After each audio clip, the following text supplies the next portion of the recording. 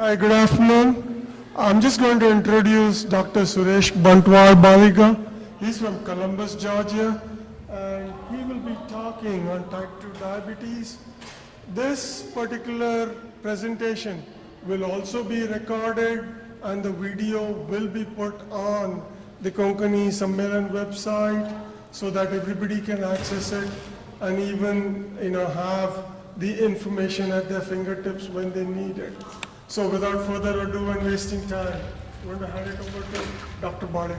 Thank you. Thank you. I really appreciate so many people coming up. I thought only 5 or 6 people will turn up because much more exciting thing happening next door, right? But I'm glad that you guys are here because it's a very important subject, especially for us Konkanis. Because what I've seen, even when I was growing up, many of my close ones, friends, relatives, succumbing to diabetes and cardiovascular disease.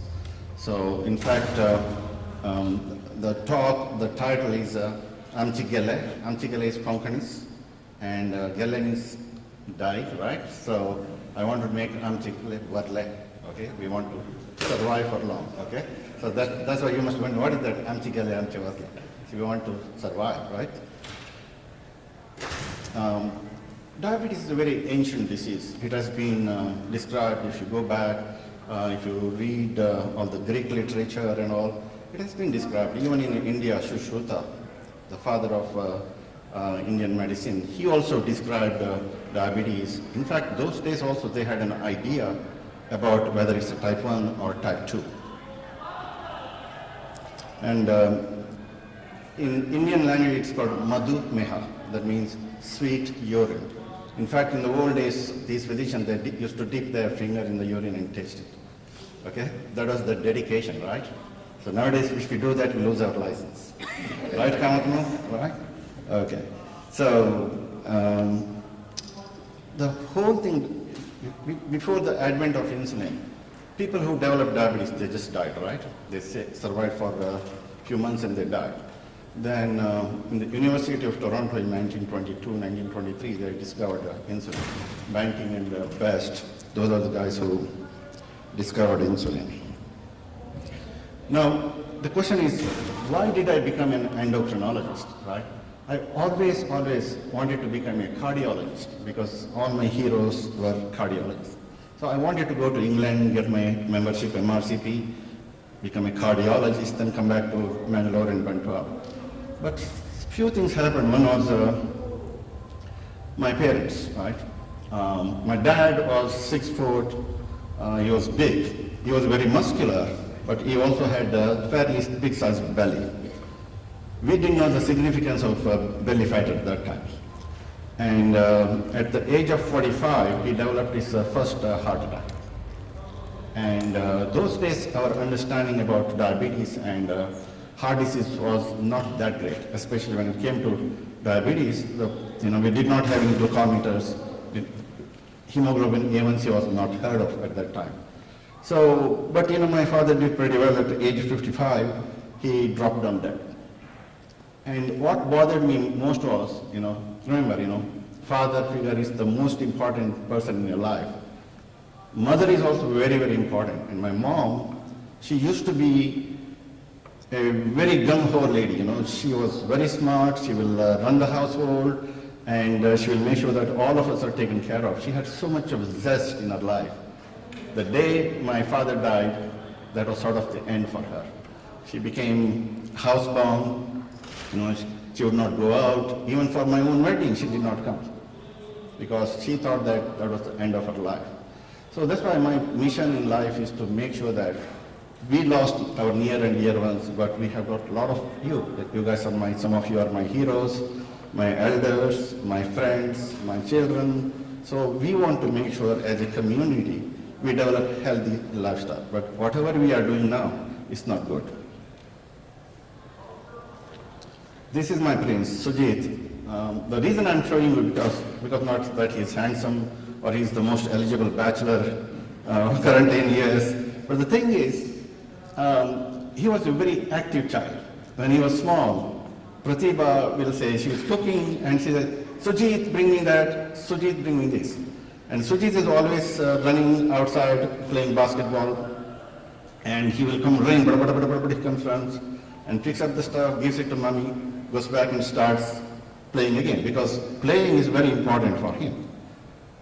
But what he used to do was, because he will come in, he will hand over whatever Pratibha asks to her, then he will go to the kitchen counter, and we used to keep a fresca. Have you heard about fresca?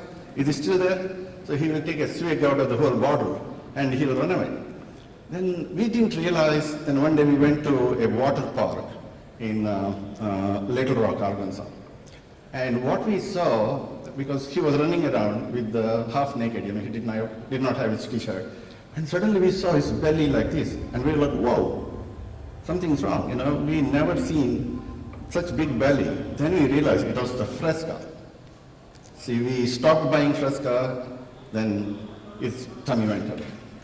So sweet drinks are very, very, you have to be very careful. Make sure that your children do not drink too much. And this is my little princess. She's sitting here right in front of here. And she's like very tiny model. So she can eat whatever she wants. She will never gain an extra pound. She has the perfect figure.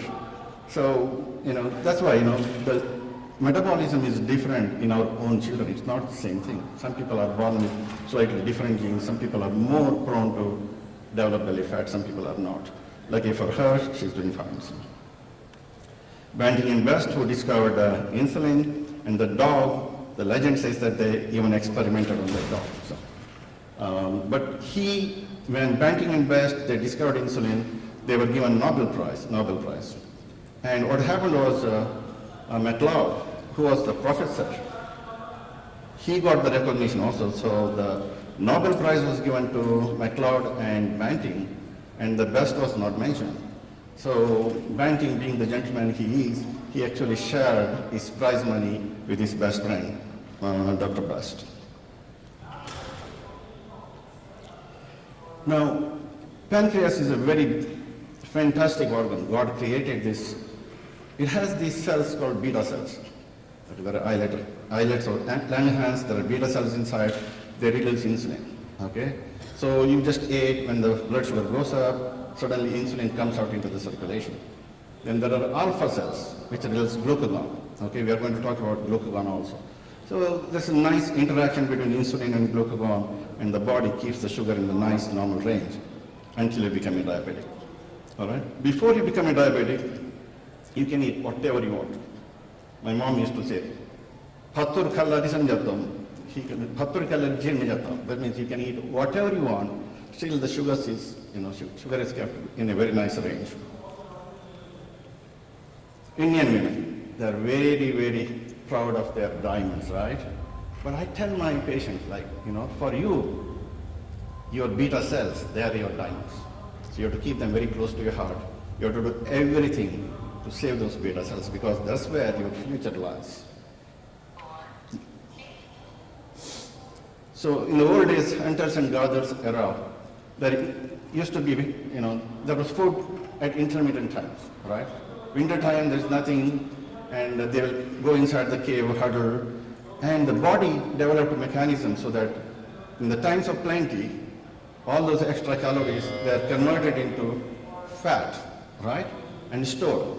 But now, the same metabolic memory is still etched in our system, and the body doesn't realize that, we don't need to store these extra calories, because we have bigger refrigerators, we have Sam's Club, all right? When everything is huge, right? But the body doesn't realize. So whenever the extra calories are presented, it converts it into fat. Now, fat is very important. When we were growing up in medical school, fat cells were like simple storage organs. But now we know fat cells are one of the biggest endocrine organs in the body. And all fat are not created equal. In this cartoon, if you can see, this is the subcutaneous fat, right? Now that is a metabolically inert fat. It doesn't matter how much subcutaneous fat you have. But what is most important is the fat inside the belly, what we call is omental fat. Now this is the bad fat. So in the morning when you take a shower, just turn around, look in the mirror and see how big is your belly. and the bigger, you are in big trouble. So, okay, it has to be flat. So again, I mentioned about the fat cell. I'm showing it again because now we know that fat cells are one of the biggest endocrine organs in the body because they release some hormones called adipokines. Now there are good adipokines, there are bad adipokines. Okay, good adipokine is what is called as adiponectin. A bad adipokine is what is called as TNF-alpha, IL-6 resistant. Now the interaction between these hormones will determine whether you are insulin sensitive or you are insulin resistant. You need to be insulin sensitive. What happens is when you are very, very insulin resistant, the adiponectin levels go very low and the TNF-alpha, IL-6 go up. Now the same person, you make him more insulin sensitive by way of exercising, dieting, losing weight, and taking a couple of medications, then you see the adiponectin levels coming up and the TNF-alpha levels going down. So as a society, here in America, we love to fry everything, right? You know what this one is? Fried Coke. We love to fry everything. Fried Coke, frying the Mars bars. But whoever fried it, he was a little bit health conscious. He kept a small fruit on top, right? Just to satisfy himself that, okay, I'm doing something right. And again, look at the size of the burgers. The only question is, how is he going to eat that burger without dislocating his jaw? Huh? See, this is another problem, our children. Nowadays I see women bringing their small children to my office and they're already so big. And their BMI is already like 30, 35, 40, and they're almost on the verge of becoming diabetics. Remember, diabetes used to be type 1 in our young children. Now we see more of type 2 diabetes in our young children. And in the last 3-4 decades, see the quantum jump in the BMI in all the age groups. So that brings us to the question of metabolic syndrome. This is a very important concept because we need to recognize that very early in the life stage because it starts very, very early. What is metabolic syndrome? Sometimes you can make an effort by just looking at the shape of a person, okay? If somebody looks like a pet, a smaller waist and bigger hip, that's a very healthy shape. What you don't want to do is look like this, like an apple shape. Somebody has a big belly, that's an apple shape. That means they have underlying metabolic syndrome. Then if you want to confirm it, what you do is you get a tape measure and measure the waist. Then you get a fasting blood work, look at the cholesterol level and the fasting sugar, and use these criteria to make a diagnosis of metabolic syndrome. For example, if your triglycerides is more than 150, HDL is less than 40 in men and less than 50 in women, and blood pressure a little bit high, fasting glucose more than 100, at least 3 of the 5 positive, that means they have metabolic syndrome. Because if you have metabolic syndrome, that means you are pre-diabetic. Now, I talked about that belly fat, what we call as metabolic syndrome, insulin resistance syndrome. You could imagine this belly fat at the center of all the evil, right? From that belly fat, you get high blood pressure, high cholesterol, pre-diabetes, low testosterone, heart attack, strokes, low testosterone, everything. So everything is boiled down to this abdominal fat. So if you forget about everything that I speak today, remember about the visceral adiposity. So diabetes is very, very prevalent now. So if you look at the numbers, it's very staggering. There are 29.1 million people in the US. About 9.3% of the US population have diabetes. Diagnosed is 21 million, but the undiagnosed 8 million people. Right? Now that has serious consequences. This is just a county-wise prevalence of diabetes, and look at the southern states. Such a high incidence and prevalence of diabetes. The number 1 state in the United States is, any guess, which state is the biggest one for diabetes? Mississippi was close, but it's West Virginia. They beat them. West Virginia beat Mississippi. Mississippi was almost there. Again, worldwide problem, I'm not going to bore you with all these numbers, just to say that, there are too many diabetics. When I teach my postgraduates and students, I tell them, be an endocrinologist because you have a job guarantee for the next foreseeable future, right? Nothing is going to change so fast. So now, when the initial criteria was used to define metabolic syndrome, these were the cutoff points, 94 centimeters for men and 80 centimeters for the women. But now we realize that we Asians, especially South Asians, we have a smaller build, so that's why they have brought down the size cutoff to about 90 centimeters. And some people say, oh, being fat, what does it mean? You know, God creates people in different shapes and sizes, so why are you worried? I'm not really worried about fat itself, but what I'm worried about the health consequences. Because just by being obese, you have more risk of developing all these metabolic disorders, heart attacks, strokes, but you are more likely to fall and break a bone. You are more likely to have accidents while driving. You are more likely to have cancers. So just, if you think that, oh, I've got so much weight on me, don't feel depressed, okay? I know that you should understand that there are certain consequences if you don't change your lifestyle. Change your lifestyle. Try to lose some pounds of weight. You don't have to lose 100 pounds. Even losing 5 or 10 pounds will improve your health dramatically.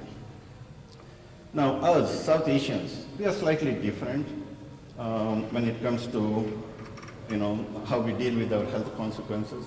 I talked about the abdominal fat. We are called thin fat Indians because we look thin, but if you look at the percentage abdominal fat and compare it to my Caucasian friends, and probably I have a much more high risk of having a heart attack or stroke compared to my Caucasian friends. And we are more insulin resistant, and we have very high levels of inflammatory markers called C-reactive protein. Low, remember I talked about adiponectin, so we have low adiponectin levels. And we have high triglyceride, low HDL, which is the good cholesterol, and slightly raised LDL, what we call as metabolic dyslipidemia. So in fact, whenever Asians come to my office and I get a lab work, before I see it, I know that they have a very low HDL. That's a very characteristic of us. The only way to bring up the HDL is by dieting, exercising, and drinking probably wine. And as I mentioned, very high incidence of diabetes and coronary artery disease. So again, once you become diabetic, then you are more likely to have what we call as microvascular complications, where there is a damage to your eyes, your kidneys, and your nerves. Then there is something called macrovascular diseases, where you get heart attack and strokes. So in fact, when patients come to my office, I'm not really worried about diabetes because I'm a very good doctor, okay? But I know how to take care of the diabetes. But what that bothers me most is, I know that I don't have enough tools for me to prevent my patient from having a heart attack or a stroke. See, that's the thing. 1 in 2 new diabetics, they walk into my office, at least 50%, that's one of them, has underlying coronary artery disease. What is pre-diabetes? So when you have metabolic syndrome, the next step is being pre-diabetic. There are certain criteria that you look for. You look at what is called as hemoglobin A1C, which is a blood test. If it's less than 5.6%, you're normal. Between 5.7 and 6.4, you're pre-diabetic. If you're more than 6.5, you're diabetic. All right? Or you can look at the fasting blood sugar. If it's less than 99, you're normal. Between 100 and 125, you're pre-diabetic. If you're more than 126, you're diabetic. Then you look at the glucose tolerance test. This is a 2-hour glucose tolerance test. You look at 2-hour value. If the 2-hour value is less than 140, you're normal. Between 140 and 200, you are pre-diabetic, or what we call as impaired glucose tolerance. If you're more than 200, you're diabetic. Yes, sir. Between the A1C and the fasting blood sugar, what you test. So if I go for early morning test, so will they both correlate? Yeah, for hemoglobin A1C, you do not have to fast. What hemoglobin A1C is the average blood sugars that you have in the last 3 months. So if all your sugars are normal, you'll be under control. If the sugars are high, as the hemoglobin A1C value goes higher and higher, that means you've been diabetic for some time, uncontrolled for so long. so you don't have to fast? That's a good question for you. So again, when you have to recognize your patients and see who are at increased risk. Now, you are more likely to develop diabetes if you have one of these. If you are overweight, if your parent, brother or sister has a diabetes, if you are African American, Asian, Hispanic, Latino, Native American, and if you had a gestational diabetes, especially when the baby weighs more than 9 pounds, that means that you had gestational diabetes. And other comorbid conditions such as hypercholesterolemia, high blood pressure, high triglycerides. So I'm going to run through some of the slides because we don't have that much time. So, there are roughly 2 kinds of diabetes. Type 1 diabetes, when the pancreas does not produce any insulin and they're dependent upon insulin for survival. Type 2, the body produces actually a lot of insulin. So this is something like poverty and is plenty. There's a lot of insulin, but that insulin does not work. So this type 2 diabetes. So these are the ABCs of diabetes. So you want to make sure that your hemoglobin A1C is under control and make sure that your blood pressure and cholesterol are well taken care of. Whenever you go to your doctor, okay? So one of the things I tell you, when you go to your doctor, make a note. You have to ask these questions with your doctor. Otherwise, you go there waiting for 1 hour, you walk in, the doctor spends 3 minutes with you, then you walk out, then, what just happened? I forgot to ask them important questions. So I encourage my patients to write down important points before they walk out. So take care of your blood pressure and lifestyle modification. That's the most important thing. Change your life, all right? Today, once you walk out, you're going to take it, you walk out with a determination saying that, okay, whatever I did in the past is gone, water under the bridge, but I'm going to be a new person. That means I'm going to eat healthy, I'm going to exercise, because all of us here, we are very important for our family, okay? I'm not an angel, okay? Even Pratibha shouts at me, my sister calls me, my Shifali calls me, Daddy, did you take your medicine? But we are so busy, but take some time for yourself, for your betterment, okay? These are the good things that you can do. And these are different cholesterols, most of you are aware of it. And we'll go to exercise, most important thing. At least 30 minutes a day, at least 5 times a week. You have to do that. And I tell all my patients, especially women, because women do so much for the family, they do not have enough time for themselves. So I tell them, 5:30 in the evening, shut down your telephone, lock the room, stay inside. This is your space, your time, nobody's going to bother. You sit, you think, you strategize, okay, you plan for your next day. And they like that. That gives them some time also. Otherwise, for everything, mommy, do this, right? Okay. So this is one of the useful websites you can access and look for more information. All right, that that brings me to the most important aspect of this talk, food. We are Konkanis, we love food. When we pick up the phone, Pratibha picks up the phone and talks to Shifali or Sujit.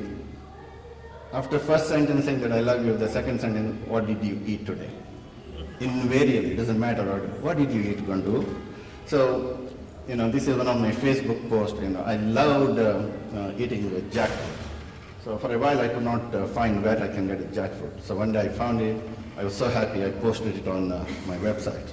So it's very sweet food, not for everybody. Now, this is a little bit of funny episode. When we were in Kasturba Medical College in Mangalore, I used to stay in a place called Kaprikudda Hostel. And we used to have a good friend circle. And one day we decided to eat bibev curry. So we made a club, right? Now these are all the things. The question is, how do we get bibev curry? I was in Mangalore, Mummy was in Bantwal. Then I realized that I have my aunt, she loved me so much, her name is Sugandhi Pachi. Okay, so I called her. She said, okay, I will do it for you. Then She said, I said, I will bring the bimbo. She said, oh, you need to put it in hot water and take the, the skin out. I said, oh, we'll do that. So I took it to her home, and there were like about 2,000 bimbos for 8 of us. Because we are like, each one of us, we are going to eat 200 bimbos. We didn't realize how much work it needs. So she brought some fresh coconut, she grated, and she did a nice bibimbap curry. And we had some fresh grapes, and we made some grape juice, brought some egg scrambler, and we had a blast time. We started dancing, and we never drank alcohol at that time. So our close friends on the other side who were not part of our team, they were saying, oh, all these Konkanis, they're drunk with grape juice. So, but we were so happy with eating the bibimbap curry. So, even now, if you call me to your home, if you offer me bibimbap curry, I'll wash your car. So, but the thing is, it's a very high caloric value, right? You see calories about 543 calories, 20 grams of carbs, 17 grams of proteins, and 43 grams of fat. So, you have to be a little bit careful how much you eat. This is the new food pyramid. When you go home today, just Google the term new food pyramid and just look at it. It has changed. That used to be the old one, but basically what it says is, use whole grains, okay, and it gives you the quantity here. Eat a lot of vegetables, fruits, and eat lean meat, and avoid frying. It's a pretty good one. So just go and look at it. And the next few slides, actually, my niece, Sandhya, she's a dietitian, and I have to call her because I wanted to see, because if you go on the web and try to look for how many calories are there in Konkani food, there are not many sites. So I had to call her, and she gave me some of these slides. All right, see? Patrodes. Okay, Pratibha makes fantastic patrodes. And if it's one patrode, then about 59 calories. If you're going to eat 20 pieces, of course you can't compare Pratibha's patrode, they're like big ones. All right? So if you're talking about small patrodes, this is what. You look at all these calories. Upkaris, even among the upkaris, all right? If you're looking at Buga upkari, see, some of them have very high calorie content. Alsanda Talasan, 360, which is pretty good. And if you look at Tangle Talasan 162, that's what Pratibha feeds me, Tangle Talasan all the time.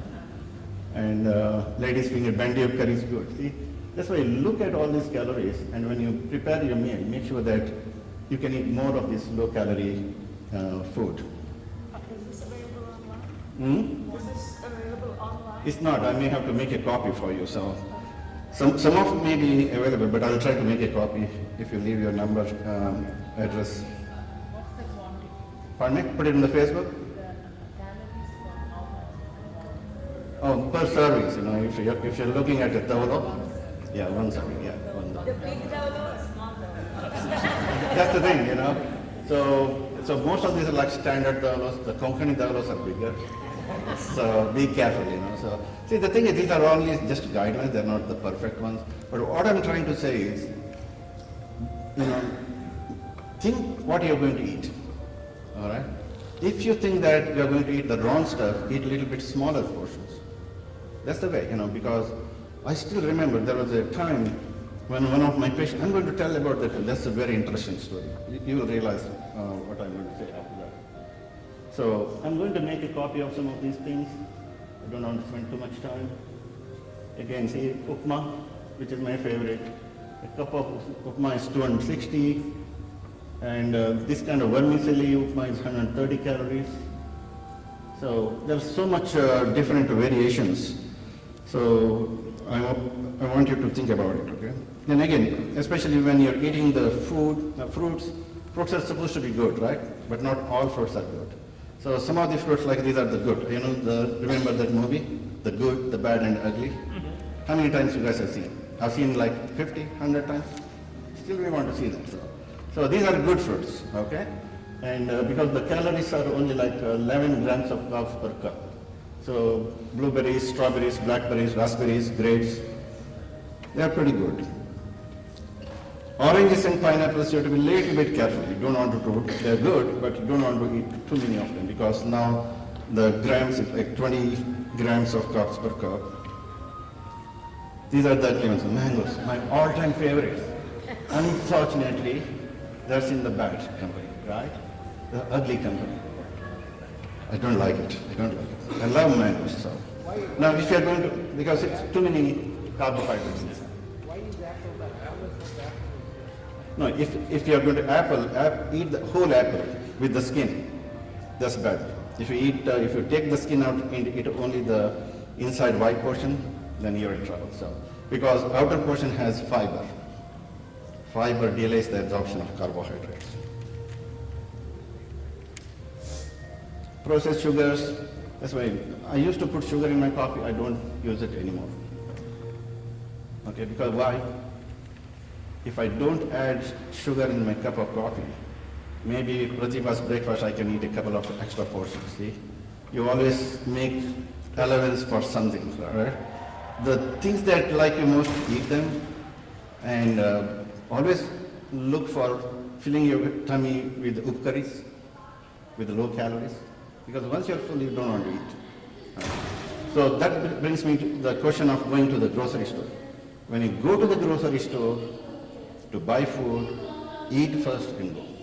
You go hungry, you bring half the store back with you. Always, that's the rule. Always eat and go. Instead of sugar, can you use Splenda? Okay, but I think you've got a very good this one. You're anticipating my next slide, so we are going to go there. So these are some of the artificial sweeteners. You want to go back? No question. Yes. Splenda, okay. Okay, again, that's going to come next. He also asked the same question, sorry. All right. So this is way low, which is a 3 naturally occurring sugars in combination, fructose, sucrose, and lactose, not completely absorbed, only 4 calories per teaspoon. So this is what you can use.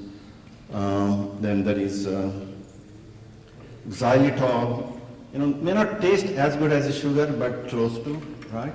And this is another naturally occurring sugar alcohol found in the beets and corn, partially absorbed, only 9 calories, prevents the tooth caries, and this is frequently used in sugar-free gums. Agave nectar, again the same thing, all right? And they're all blended to make this a liquid sweetener, and calories are only like 20. Much more sweeter than sugar. So use, if you're using a teaspoon of sugar, use 1/3 teaspoon of this nectar. These are the artificial sweeteners, okay? Now, as I said, I would rather drink my coffee without any sweeteners. Okay, but if you have to use the sweeteners, you can use any one of these. And it all depends upon how good it's palatable to you. I just can't take any of these sweeteners. No, I would rather stay away from sugar and this one. Yes, sir? Stevia is also good. So that's I think it should be there somewhere. Maybe I missed it. But any artificial sweetener, there was some concern in the past whether some of these can cause cancers and other stuff. Looks like pretty much safe, but again, don't use too much of anything. Do these sweeteners affect No.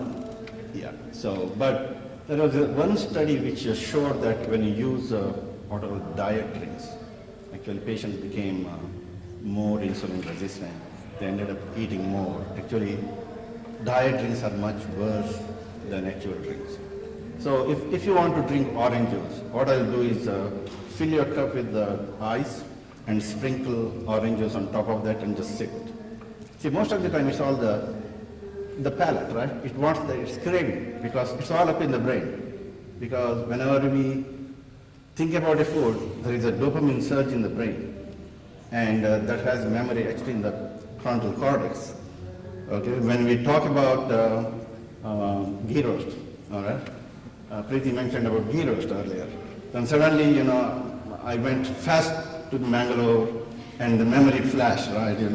Ghee roast in Mangalore, how Rupesh used to take me there and, we used to love ghee roast.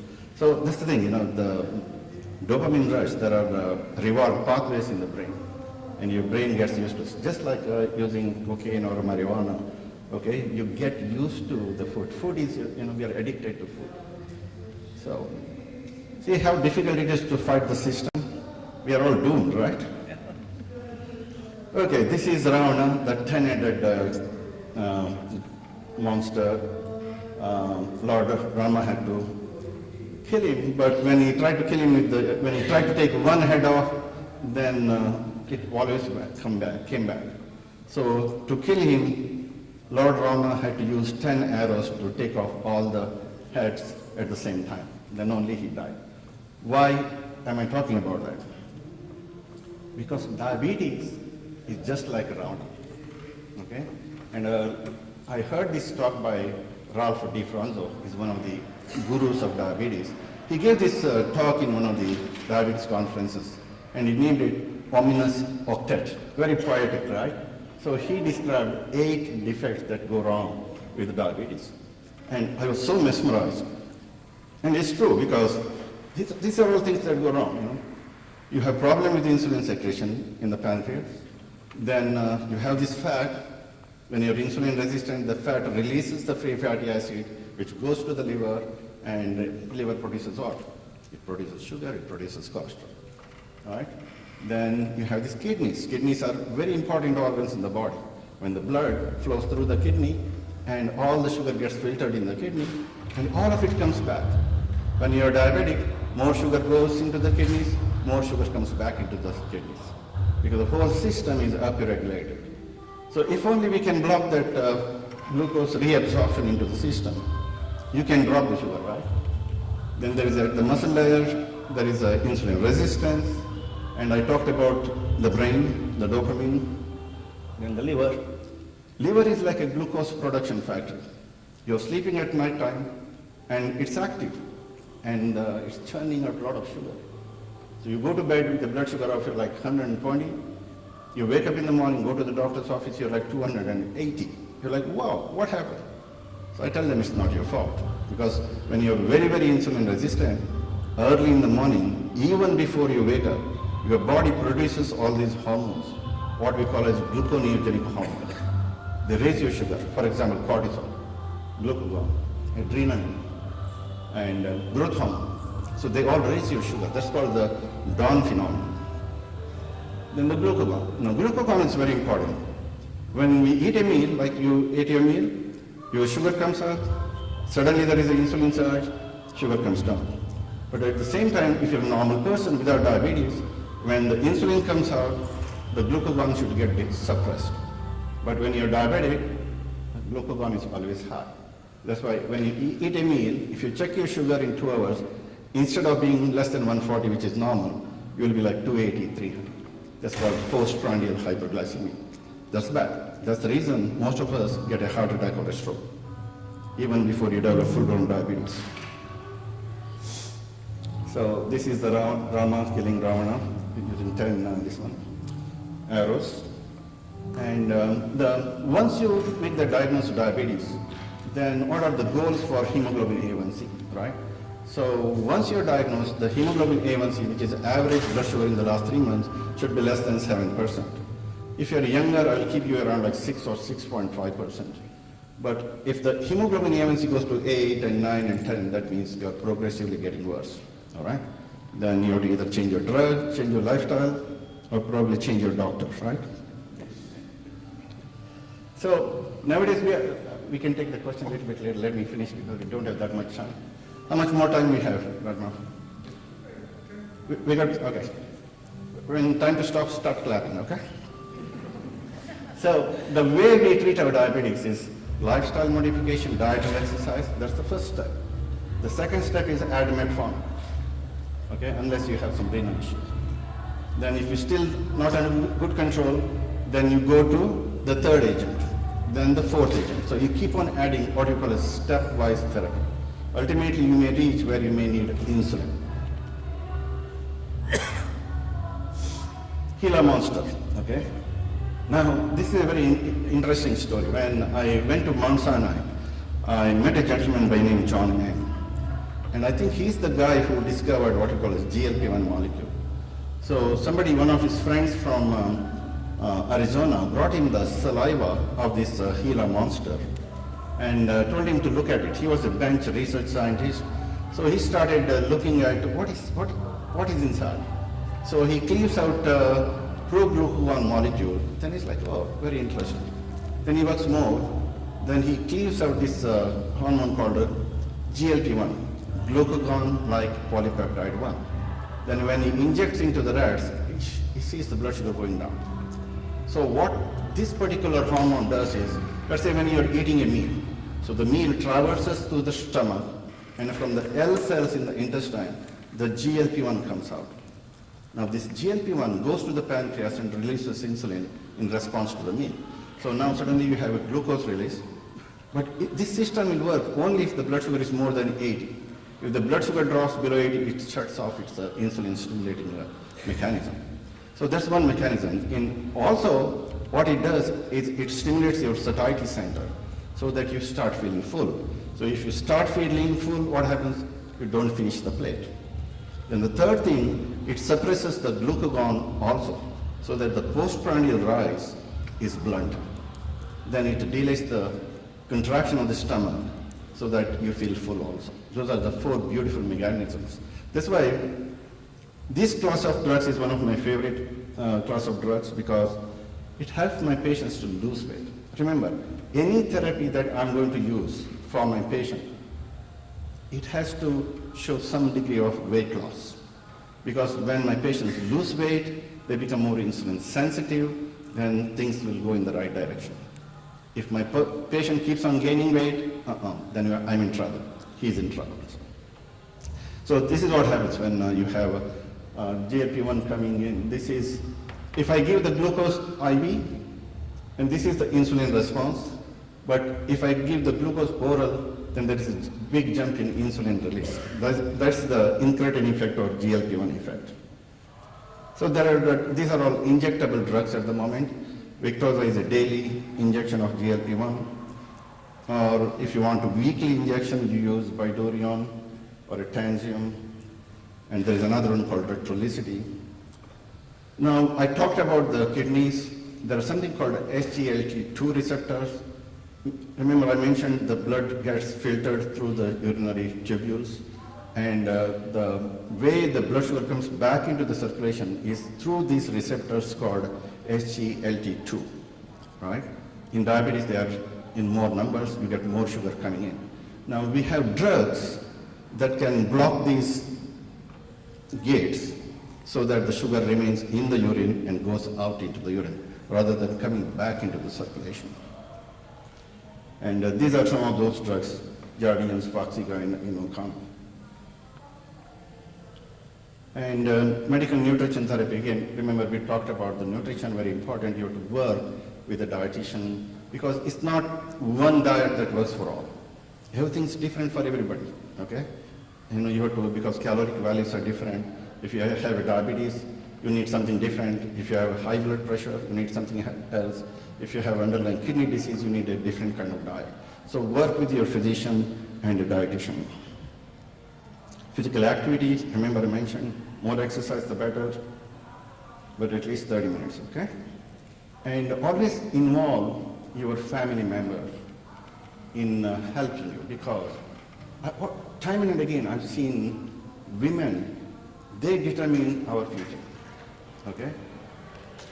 Example, remember I told you that I'm going to talk about this particular patient. So there is this guy who comes to see me all the time, and always is uncontrolled. And every time he says, Dr. Baliga, you are the best endocrinologist in town, and how come you are not helping me? Because he's big, his sugars are always high, A1C 8, 9, 10%. So I ask him, do you eat healthy? He says, yes, doctor, I don't eat anything. Do you take your medication? Yes, every day, don't miss a single dose. So every time I add a different drug. So one day he disappears. He comes back after 6 months. Now he has lost some weight, and I see his sugars are better. A1C is like 7.2. I said, wow, how much insulin you take? He has cut down his insulin days by about like 60, 70%. Then I realized he came in with a crutch. I said, what happened? So he was fighting with his wife. He walks out of the house, in anger. Then the family dog was right at the doorstep. He trips and falls, breaks a bone. So now he's in the hospital. Now wife is angry, okay, and he's lying down in the bed and like, honey, get me Burger King.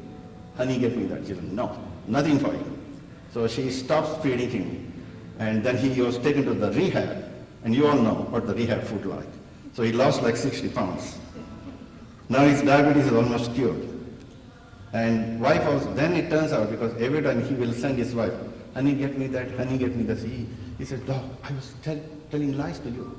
I'll be very truthful. My daily caloric intake was about like 4,000 calories a day.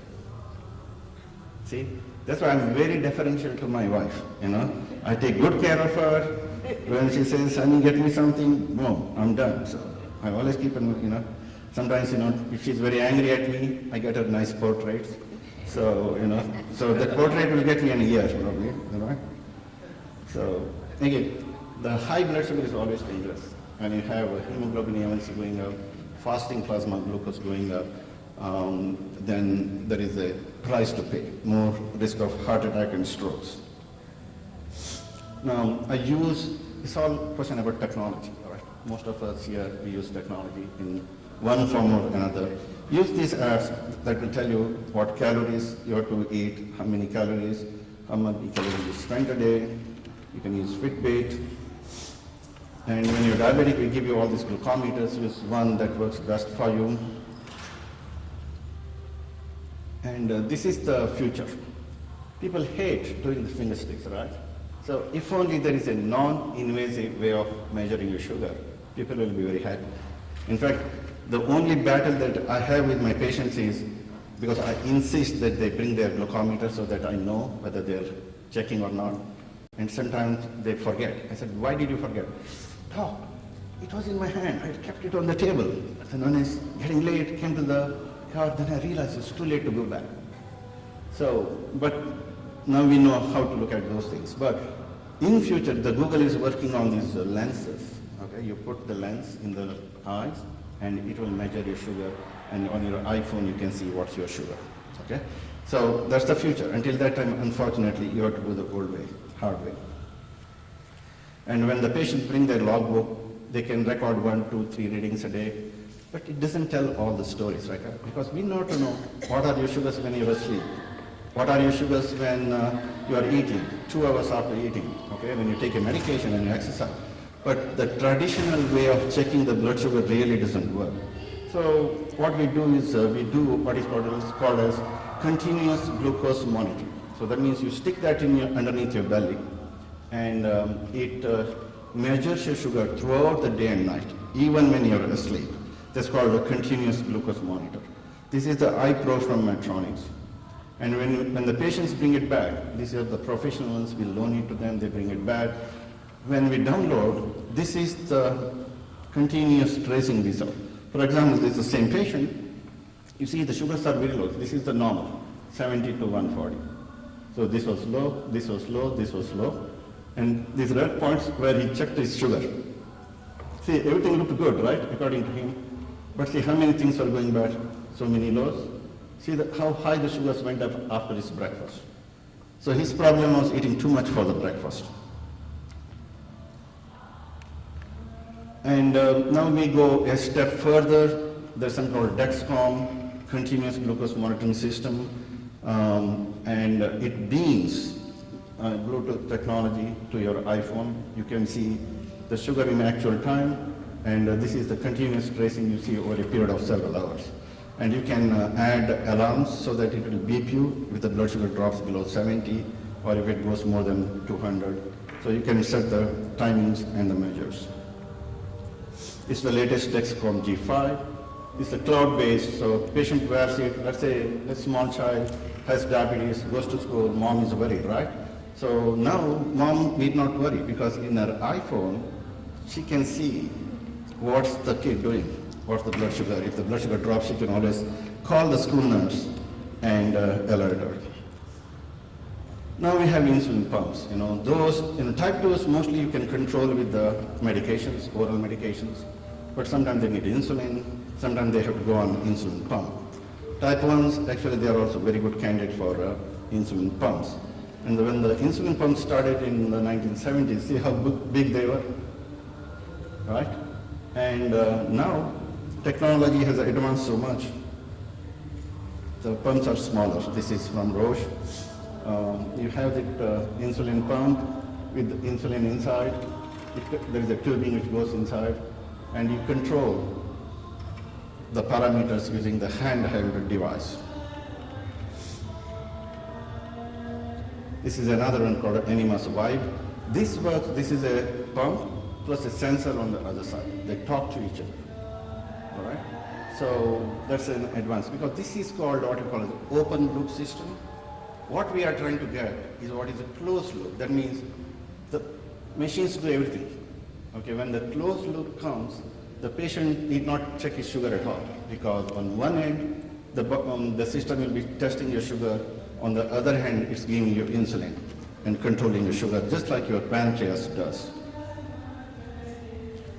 And Omnipod, this is a, if you hate all the tubings, then this is a patch pump that you attach to your arm, and it gives you insulin. You control it with the handheld device.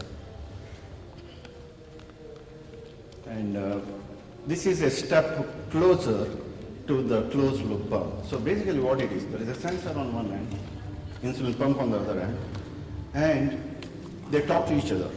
Let's say if you're asleep, your blood sugar drops to like 40, and the system tries to wake you up by beeping. But sometimes we are such a sound sleepers, we may not wake up, right? Then theoretically, we can go into hypoglycemic coma. So what the pump does, it shuts off the insulin delivery, so that if the blood sugar going down, now suddenly it starts coming up. So you're less likely to die. So this is the next one. This is how they wear. The sensor on this side, this is the insulin pump with the insulin through the tube, it goes inside. And every 3 days you have to change the settings on the tubings.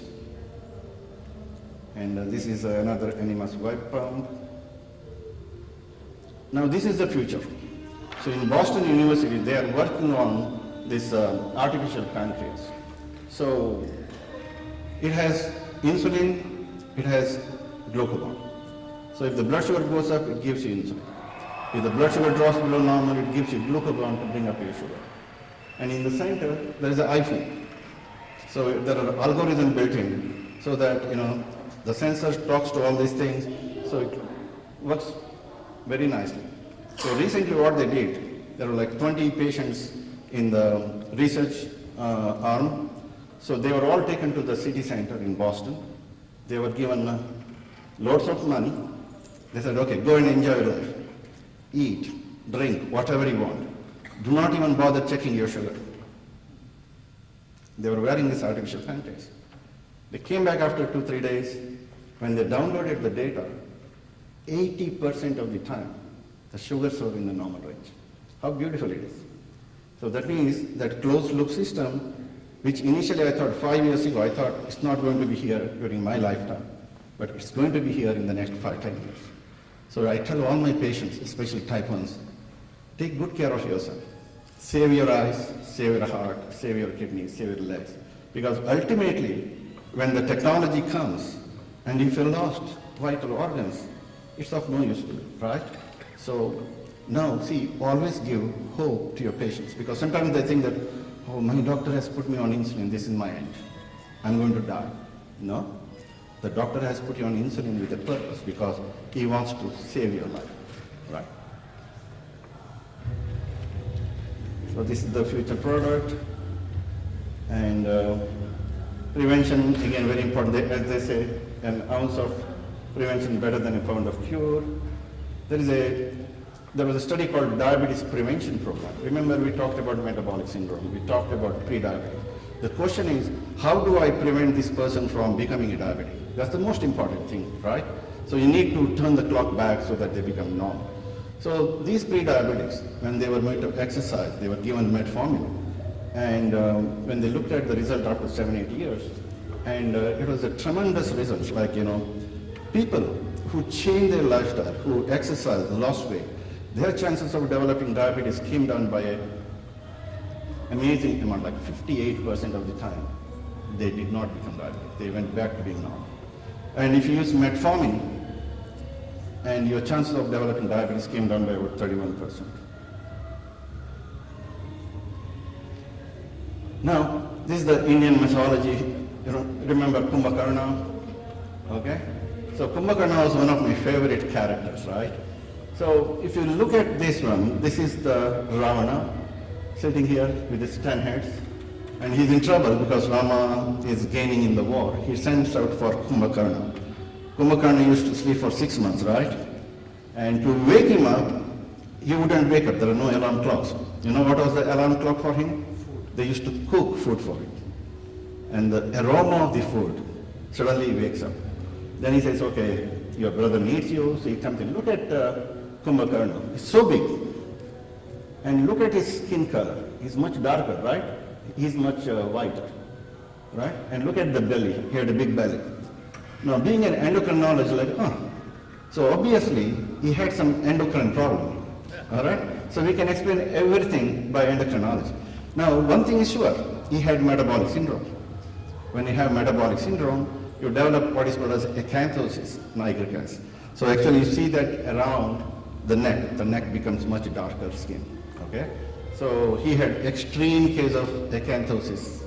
So the whole body was dark. Then why is he so big? Why is he so big? Obviously he had a pituitary tumor, produced a lot of growth hormone, right? When you have a lot of growth hormone, you become very big, all right? So I think that was the reason why Kumbhakarna was so big. Metabolic syndrome, insulin resistance syndrome, probably growth hormone. So coming back, I don't know whether this will work. Let's see whether it will work.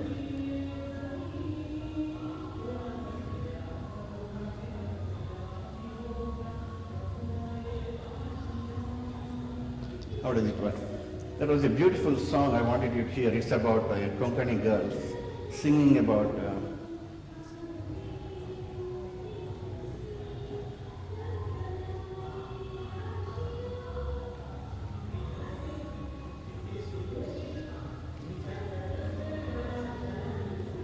If you have any questions, we can go ahead and start talking.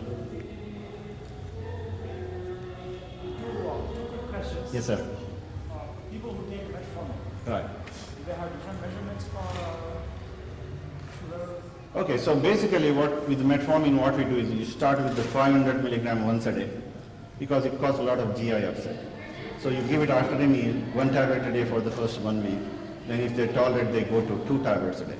Then ultimately they can go to 4 tablets a day, 2 in the morning, 2 at night. The only limiting factor is GI disturbance. There is, it's not dependent upon weight. So most of them, they need 2 grams. No, the question was, if you take metformin, Right, your pre-diabetic versus diabetic right, line. right. Correct. So what happens is that when you're pre-diabetic, we put them on metformin and tell them to change their lifestyle, they lose weight, they exercise, they take metformin, then the sugars start coming down, the hemoglobin A1C comes down. But they have to behave. See, all these medications, they can work only if you behave. When is the best time to take metformin, before meal or Okay, so metformin is always taken after a meal, and it's better taken later in the evening because it works on the liver. Remember, I mentioned about liver, when you're asleep, it works, it produces sugar. So you deliver metformin to the liver at night time, it works better. So at least you have to, yes, always take it after the meal. Do not take it on empty stomach. like 1 hour after? It doesn't matter, 30, as long as there is food, you're fine. Don't take it on an empty stomach. Can you go off metformin after if you behave and Yes, the only time we stop metformin is if they develop any kidney problems down the road. Metformin does not damage the kidney. But if you develop kidney disease for some reason, so we take metformin off because you can develop lactic acidosis. Now, even if, let's say, a pre-diabetic person, you put them on metformin, and after a while everything improves, I do not stop metformin. Why? Remember the diabetes prevention program. Those who took metformin for 7, 8 years, they did well. So the longer you take, the better it is. Do not stop. Side effects are GI, like nausea, vomiting, diarrhea. Diarrhea is one of the most troublesome. That's why you start on a smaller dose then you gradually increase the dose. That's the most common side effect. What does it do, metformin? It makes you more insulin sensitive. Nobody knows the true mechanism, but we know that it works on the liver, and there is something called AMP kinase pathway. It works on that and makes you more insulin sensitive. It doesn't stimulate insulin release. It does not have effect on the pancreas. Just like other insulin sensitizers like TZDs, okay, they make the insulin that are already being produced in the body work better. How about on his YouTube? He showed a position where he puts pressure on the pancreas and he says it actually is very helpful. Is it true? I don't know. So that's the thing, you know. When I know something, I'll tell you. If I don't know, I don't know the rationalize. So just an exercise, half-hour exercise every day. Right. Is there a target heart rate you go there? Yeah. Also, second thing, yoga Right. is supposed to be good for, yoga is supposed to be good for this, according to something. Is that considered exercise? Second part. Yeah, if you, let's take the second part. If you move out of the sofa, that's a good exercise. The biggest problem for us, we go home, we crash on the sofas, the only exercise we get is our left thumb. Changing the remote, right? Changing the channel. So whatever activity you do is better. For example, you know, when you go to work, you park your car all the way at the end of the parking lot and then you walk. Instead of taking the elevator, you take the steps. Okay? And if your job involves the desk job, make an excuse to get in and out. Okay? Stand up, exercise. Okay? If not, just keep on doing that, you know. Any kind of, you know, because when you are active, things works better. Because the idea is you have to take at least 10,000 steps a day. That's the best thing you can do. That's why you're wearing a Fitbit or using your iPhone to measure your steps will work better.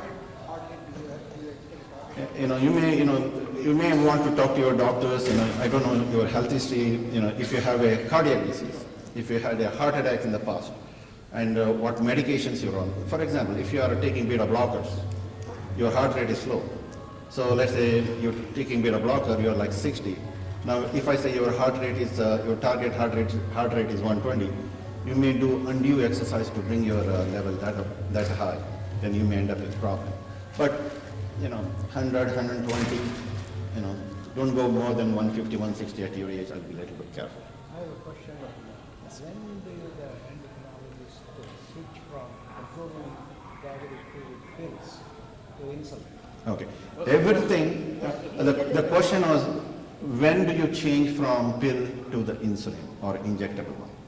Now, I'm very aggressive in my office. You come to me as a patient, you're uncontrolled. Let's say your A1C is 8%. So I teach you lifestyle modification. I give you metformin. Let's say I give you another drug called DPP4. Okay? Then you come to me after 3 months. A1C from 8, you're coming down to 7.2. Now I want you to be at 6.5. So I'm going to add another drug. Okay? This time it could be that SGLT2 receptor blocker I told. You come after 3 months, now you're gone back to 7.8. Okay? Then I give you my evil eye. Okay, I'm not happy with you. Then you promise that you're going to do well. You come back after 3 months, now you're like 9%.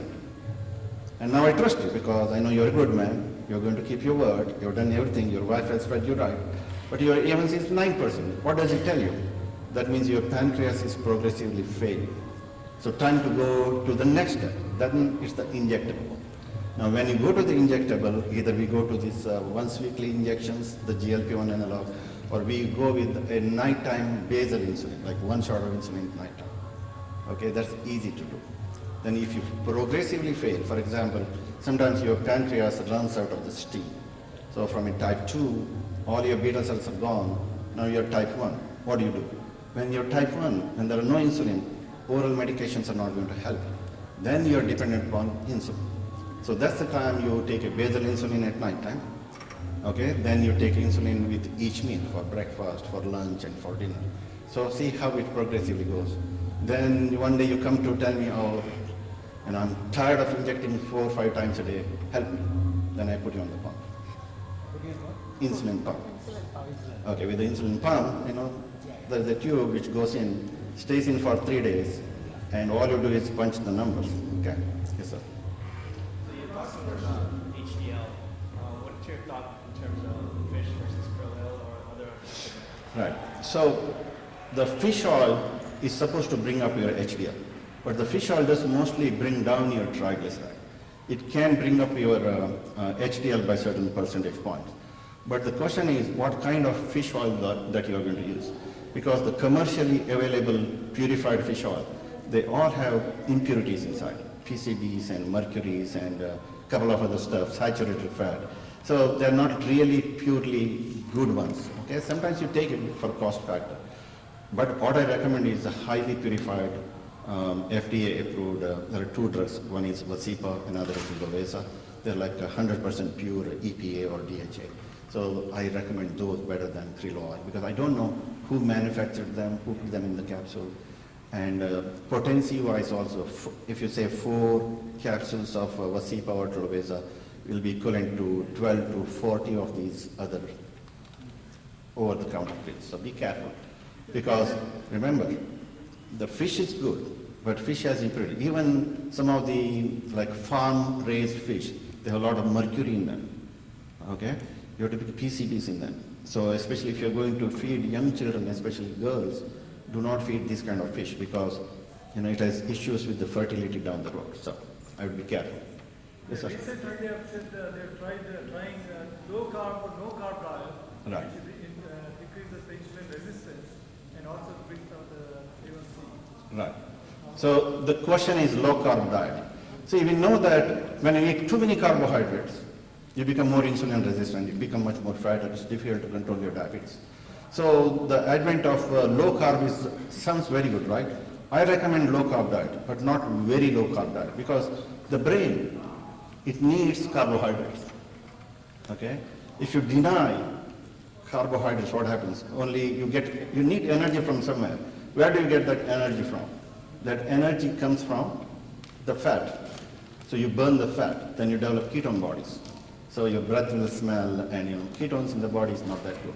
For a short term to lose weight, you can use that. Looking at you, you're good. You don't need to lose weight, right? Just looking at you, you have almost like a pear shape. So I wouldn't recommend a very low carb diet. If you keep your carbs around like 100 grams a day, you should be fine. A normal person will eat about like 200, 300 carbs a day.